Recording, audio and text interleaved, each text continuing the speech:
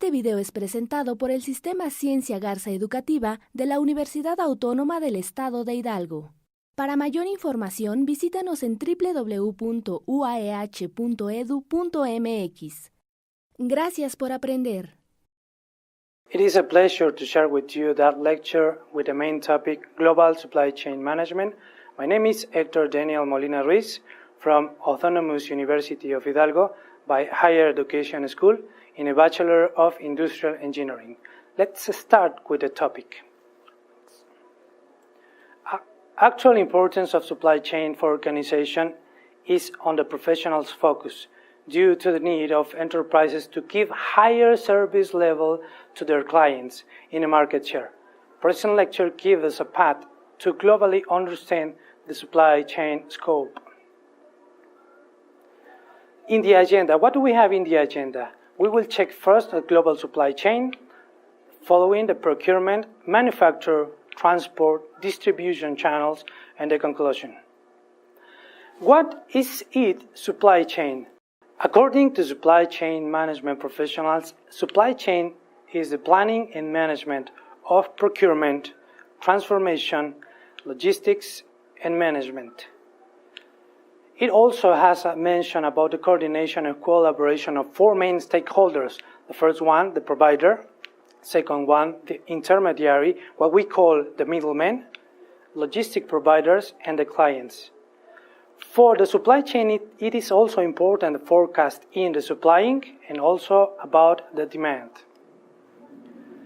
What they are the four main variables of supply chain? They are the procurement, manufacture, transport, and distribution channel. Let's check the first variable, procurement.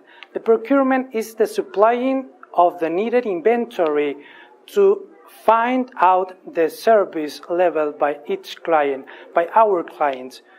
There are three main procurement decision areas.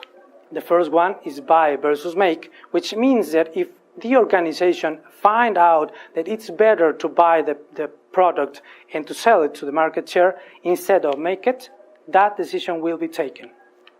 The supplying structure, because if we have a very good supplying structure, we will find out the raw materials and the stockable keeping units on our factories. And also, the supplier relationship, because when we have a good relation with our suppliers, we can meet the standards of our raw materials and stockable keeping units. Manufacture is the second variable that we can consider to understand the supply chain. The manufacturer basically refers to the production process. What do we need for that production process? Four main resources: the financial resource, the material resources, the information, and the human resources. Those four resources are the important variables for our production process. We also have some inputs, which means materials and clients, and outputs, which mean products and services. Also, we have certain kind of information like the people, infrastructure, raw material, and stockable keeping units, and the processes which help us to concrete our product. Also, we have a system of planning and control inside of our production system. The third variable, it is the transport. It's considered a key component. Why it is a key component? You consider maker and suppliers and distribution center suppliers. Between both of them, we have a process of transport. Also, when we consider distribution center suppliers with distribution centers, smaller one, we have a process of transport. And also, if we consider distribution center to commercial center or stores, even to the final client or to the final consumer, we have a process of transport. So we can notice the importance of that variable of transport in the supply chain concept.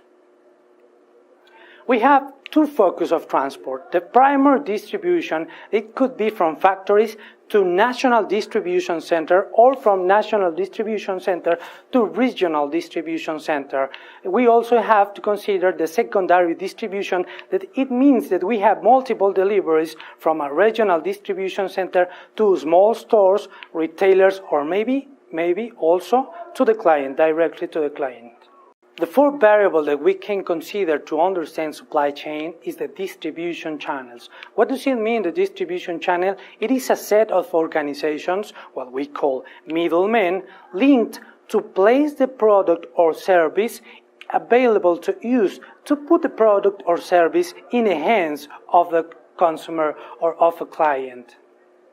We have here a typical link, a typical diagram of the distribution channels, where we have that the product or service going from one to another stakeholder. Linked to that product that is traveling between different stakeholders, we also have transactions, financial transactions or monetary transactions. And also about all of this diagram, we have the information. Information helps us to have a very good process of decision making.